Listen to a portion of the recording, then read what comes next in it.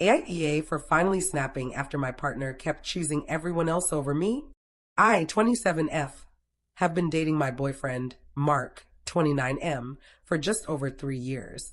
Writing that sentence already makes my chest feel tight because for a long time I was proud of how long we'd been together. 3 years felt like proof that we were solid, that we were real, that whatever problems we had were normal relationship stuff that mature adults work through instead of running away from. I guess that's why I'm here now, asking strangers on the internet if I'm the asshole for finally snapping. When I met Mark, I wasn't looking for anything serious. I'd just moved to a new city for work, knew almost no one, and was still recovering from a relationship where I'd been cheated on. I told myself I was going to be careful this time. No ignoring red flags. No overgiving. No shrinking myself to make someone else comfortable.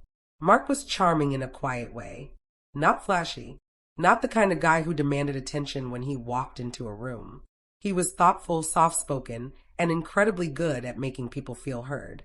On our first date, he asked questions and actually waited for my answers instead of using them as a jumping-off point to talk about himself. I remember thinking, this feels different. We started dating pretty quickly. Within a month, we were seeing each other almost every day. He texted good morning, good night, asked how my meetings went, remembered small details about my childhood. He told me he wasn't great at expressing emotions, but that when he committed, he really committed. That made me feel special, like I'd been chosen. Looking back, I think that's where it all started, this feeling that I should be grateful to be chosen at all. Mark had a big social circle. Lots of friends from college, a close-knit family, co-workers he'd known for years. I didn't. I had a few friends back home, and I was still trying to build a life in this new city. At the time, I thought it was a good balance. He had his world, I was building mine, and we were choosing each other in the middle. Early on, there were little moments where I felt off. Nothing big. Nothing dramatic enough to complain about. For example, our third week of dating, we had plans to have dinner together after work. I'd cooked for the first time in his apartment, which was a big deal for me because cooking for someone feels intimate. About an hour before I was supposed to head over, he texted and said his friends had invited him out last minute and asked if we could rain check. I remember staring at my phone, feeling disappointed, but immediately telling myself I was being unreasonable. We were new. Of course he wanted to see his friends. I told him it was fine and suggested another night. He thanked me for being cool about it. That phrase, "thank you for being cool about it," came up a lot over the next 3 years. As the relationship progressed, I noticed a pattern. Plans with me were flexible. Plans with everyone else were fixed. If his friends wanted to grab drinks, our date could be moved. If his family needed something, our weekend together could be shortened. If a coworker needed help, I could wait. Whenever I brought it up, gently, he always had a reasonable explanation. They've known me longer. This is just a busy period. You know I don't see them often. You're more understanding than they are. That last one should have been a compliment. I treated it like one. By 6 months in, I was spending most nights at his place. I'd slowly started rearranging my schedule around his. If he worked late, I stayed up. If he was tired, I adjusted. If he forgot we had plans, I swallowed my disappointment and told myself it wasn't worth a fight. I didn't want to be that girlfriend, the needy one, the dramatic one, the one who makes everything about herself. Mark never explicitly asked me to do any of this. That's the tricky part. He didn't demand sacrifices. He just accepted them. And every time I gave a little more, he let me. There were moments where I felt invisible, but they were spaced out enough that I could convince myself they didn't mean anything. Like my birthday. We'd been together just under a year. I told him weeks in advance that my birthday was important to me. Not because I needed expensive gifts, but because growing up, my birthdays were often forgotten or overshadowed by other things. He promised we'd do something special. The day before my birthday, his friend called him in a panic about a breakup. Mark asked if it would be okay if he went to check on him for a bit. I said yes. Of course I did. He didn't come back until late that night. We still did something the next day, but it felt rushed. Distracted. I told myself I was being ungrateful for even feeling disappointed. He did show up after all. This became the theme of our relationship. Mark always showed up eventually, just never first. By the time we hit the 2-year mark, I was exhausted in a way I didn't fully understand yet. I loved him deeply. He was kind, loyal as far as I knew, and everyone in his life adored him. Whenever I expressed feeling unimportant, he looked genuinely hurt. "I don't know what you want from me," he'd say. "I'm doing my best. I feel like nothing I do is ever enough for you." Those conversations always ended with me apologizing. I'd reassure him that he was a good boyfriend, that I was just emotional, that I needed to work on myself. He'd hold me while I cried and tell me he loved me. And for a while, that was enough. But there was a quiet voice in the back of my head that kept asking why love felt like constantly waiting. Waiting for him to be free. Waiting for him to choose me. Waiting for a version of the relationship where I didn't feel like an afterthought. I ignored that voice. I told myself relationships weren't about keeping score. That compromise was normal. That I was lucky to have someone who didn't yell, didn't cheat, as far as I knew, didn't disappear. I didn't realize yet that choosing everyone else over me was a kind of disappearing. By the start of our 3rd year together, I had stopped expecting much from Mark, and that realization didn't hit me all at once. I adjusted my expectations so often that it felt normal. If he forgot to text back, I told myself he was busy. If he canceled plans, I reminded myself he had a lot of people depending on him. If he seemed distant, I assumed I was imagining it. I had gotten very good at explaining his behavior to myself in the kindest way possible. What I didn't notice was how rarely I extended that same kindness to myself. Around that time, Mark started a new role at work. More responsibility, longer hours, more stress. I was genuinely proud of him. I knew this job meant a lot to him, and I wanted to be supportive. I cooked more. I cleaned his apartment more. I made sure his favorite snacks were stocked. I listened when he vented, even when I was exhausted. What I didn't do was ask for much in return. I told myself it was temporary, that once things settled down, we'd find our rhythm again. That relationships had seasons, and this was just a hard one. But the pattern didn't fade, it intensified. He stopped asking about my day unless I brought it up. When I did, he'd nod, half listening, eyes on his phone. If I paused, waiting for a response, he'd say, "Sorry, what were you saying?" like he hadn't just checked out entirely. Date nights became rare, and when they happened, they felt squeezed in rather than planned. I started feeling like an obligation instead of a choice. One night stands out to me more than I like to admit. We had planned to go to a small concert together, something I'd been looking forward to for weeks. I reminded him about it multiple times, mostly because I was afraid he'd forget. The day of, he told me he was exhausted from work and asked if we could skip it. I said yes. Again. Later that same night, his phone buzzed. A group chat. His friends were out and wanted him to join. Suddenly, he wasn't too tired anymore. I didn't even argue. I just asked quietly, "So you have the energy to go out with them, but not with me?" He sighed. Not angrily. More like I was inconveniencing him by asking. "It's not the same," he said. "You know that." I didn't, but I nodded anyway. That was the first time I felt something crack inside me. I tried to talk to him about it a few days later. I didn't accuse. I used all the healthy communication language I'd learned over the years. "I feel like I'm not a priority sometimes," I said. "Like I come last." He looked genuinely confused. "That's not true," he said immediately. "You're my girlfriend." The conversation ended the way they usually did, with him explaining his intentions and me questioning my feelings. "You know I love you," he said. "You know I'm just bad at balancing things. You're reading too much into it." I left that conversation feeling guilty for even bringing it up. Over the next few months, I started noticing how often he chose other people in small, cumulative ways. If his mom needed help, he dropped everything, even if we had plans. If a friend was upset, he stayed out late without telling me. If a coworker asked for a favor, he worked weekends. But when I needed him, he was too drained, too stressed, not in the right headspace. I began shrinking my needs without even realizing it. I stopped asking him to come to things that mattered to me because I didn't want to feel rejected. He never raised his voice. He never insulted me outright. That almost made it worse. Instead, he'd say things like, I don't know why you're making this such a big deal. I feel like I can't do anything right. Somehow, I always ended up comforting him. There was one evening where I finally lost control and cried harder than I ever had in front of him. I told him I felt lonely even when we were together, that I missed feeling chosen, that I felt like I was begging for scraps of attention. He hugged me. He kissed my forehead. He told me he was sorry I felt that way.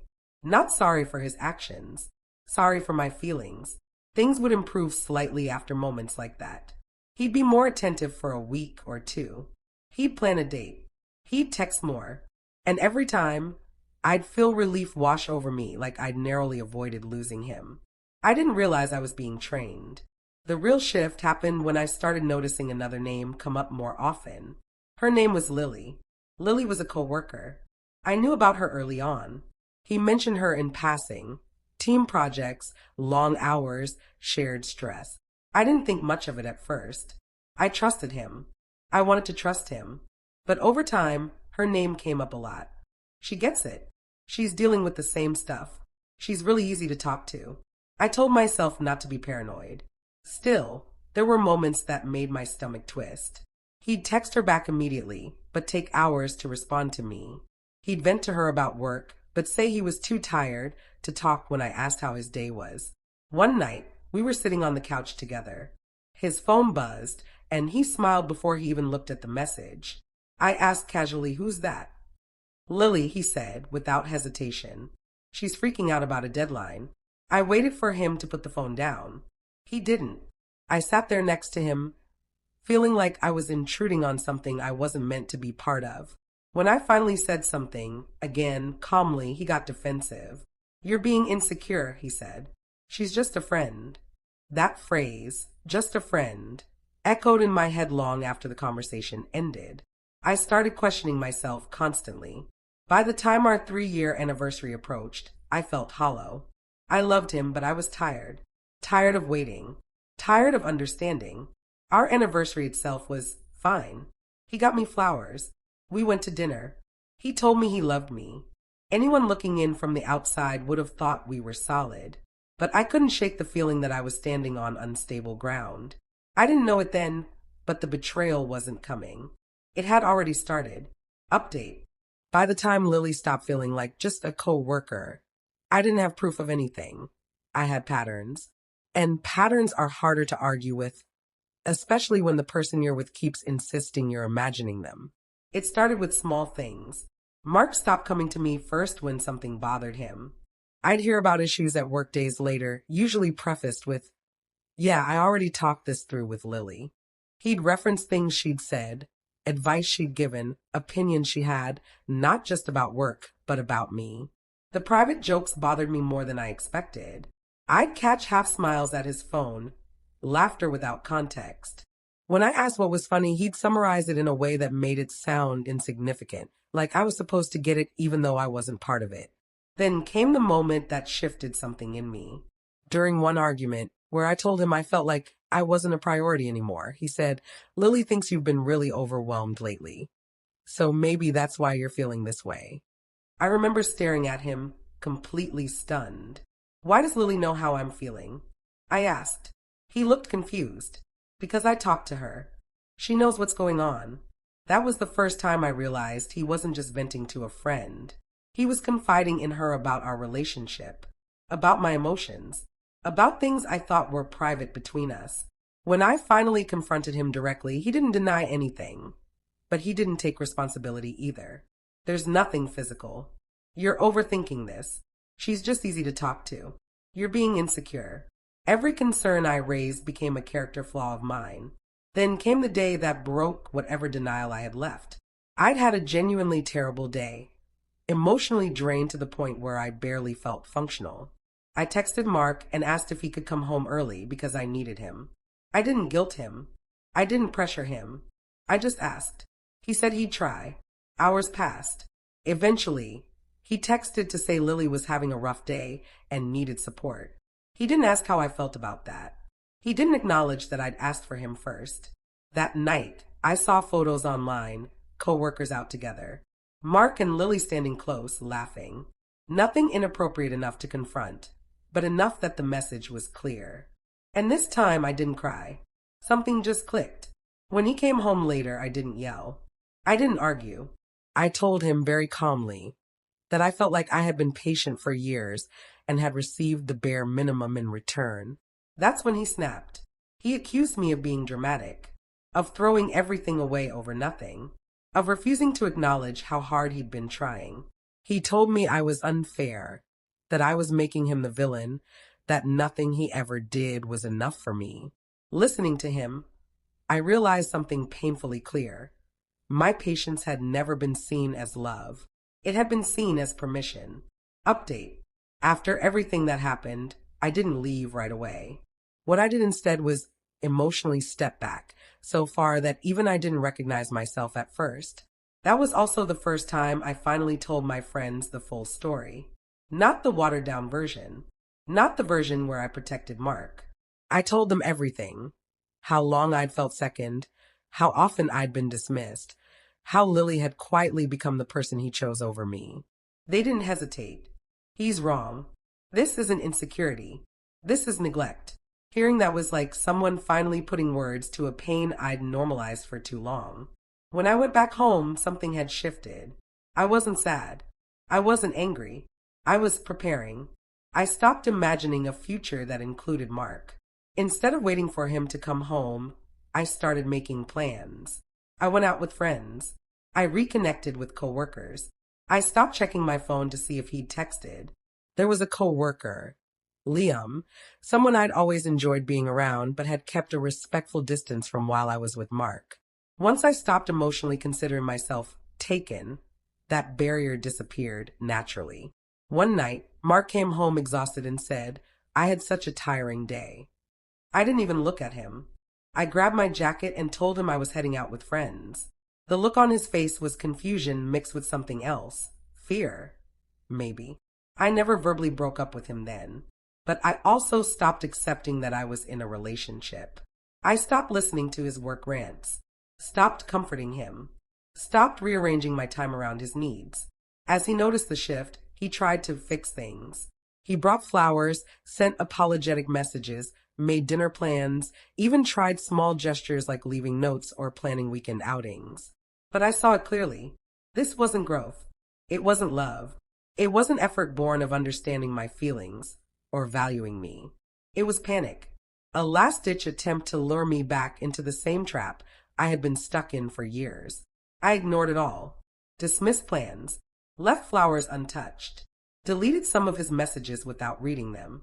The emotional weight that had once pressed me down, obligation, guilt, worry was finally gone. Instead, I spent more time with Liam. Liam was everything Mark wasn't in those moments. He was patient, attentive, and consistent. He didn't make my sadness inconvenient. He rearranged his own plans to check on me when I needed company. He listened without judgment. He was there when I felt low, when I didn't want to talk, when I just wanted someone beside me.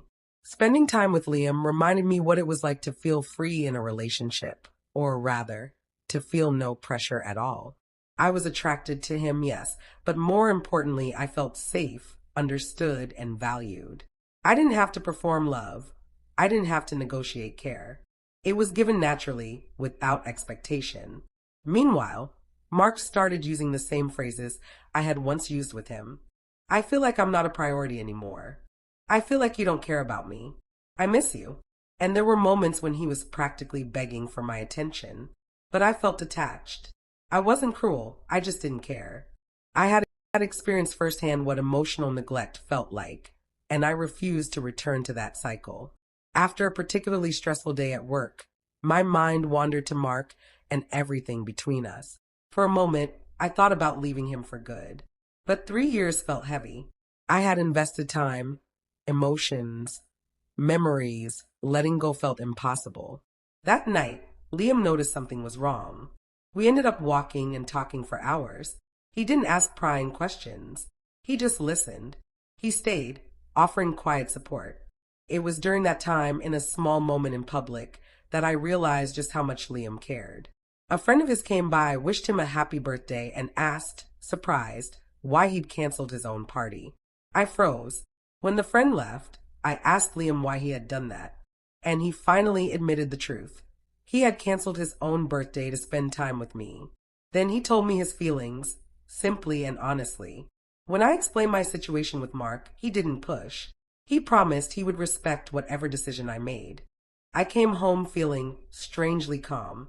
Not elated, not fearful, just certain. Mark was on the couch when I walked in. He looked up, tired, maybe sensing something had changed. I remembered the countless nights I had waited for him, waiting for words, for affection, for him to notice me. And now, for the first time, I wasn't waiting. The next morning, I told him, "I'm breaking up with you," I said, voice steady. He froze. Then, like a looped recording, the questions came. Why? What changed? Was it something I did? You can't just throw away 3 years. I didn't flinch. I had rehearsed this in my mind for weeks. I realized that I've been second for a long time, and I'm done prioritizing everyone else while I've been left behind. He tried every tactic he knew: confusion, pleading, guilt. "We can work through this. I never cheated. You're overreacting." I didn't argue. I didn't explain further. I started packing my belongings, letting my actions speak where words couldn't. Even as I folded shirts and placed my books in boxes, he followed me around, questioning, trying to reason, trying to guilt me into staying. But I just kept moving. Slowly, purposefully, calmly. By the time I closed the last box, I had already made peace with the decision. Mark's shock and desperation echoed in the empty apartment, but I didn't look back. The years of bending myself into someone who could survive his neglect ended there. I carried my boxes out. The weight in my hands was nothing compared to the weight lifted off my chest. He didn't understand yet, I knew that, but I finally understood for myself. The first night in my new apartment, I sat on the floor surrounded by boxes, exhausted but free. I started small, reconnecting with friends, going for walks, cooking my own meals, slowly reclaiming the parts of myself that had been dormant for years. Then there was Liam. After that night we spent walking and talking, things shifted naturally. He was there, not demanding, not pushing, just present. He made time for me, checked on me, and gave me space when I needed it. Dating him felt different. I didn't feel like I had to negotiate affection or shrink myself. I didn't have to adjust who I was to be acceptable. Every conversation, every laugh, every moment of support felt like a choice we were both making because we genuinely cared. Mark faded into the background. At first, I noticed his absence in small ways. No calls, no texts, no reminders of old routines. But slowly, his presence became irrelevant. For the first time in years, I could live fully in the present. I could make plans that were entirely mine. I could enjoy my friends, my work, and a partner who genuinely put me first. I didn't just move apartments, I moved my life. I learned that love didn't have to be exhausting, and that I deserved care, consistency, and respect. In the quiet of my new home, with Liam beside me, I realized that peace could feel just as thrilling as passion and infinitely more sustaining. For the first time in a long time, I felt at ease.